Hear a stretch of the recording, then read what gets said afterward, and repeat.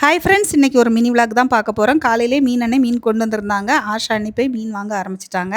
இன்றைக்கி மீன் அண்ணங்கிட்ட வாழை மீனும் பாறைக்குட்டி மீனும் தான் இருந்துச்சுது. நாங்கள் இன்றைக்கி வாழை மீன் தான் வாங்க போகிறோம். ஒரு மீன் 150 ரூபா சொன்னாங்க.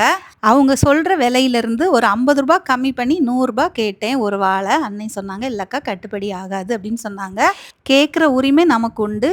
தரலாமா வேண்டாமான்னு கொடுக்குறது அவங்களோட இது. ஏன்னா அவங்களும் நஷ்டமாகக்கூடாது நம்மளால். அந்தால சரி ஓகேன்னு சொல்லிட்டு 2 வாழையும் வாங்கிட்டேன் 300 ரூபாய்க்கு. இந்த விலை எப்படி இருக்குன்னு மறக்காமல் கமெண்ட் பண்ணுங்கள்.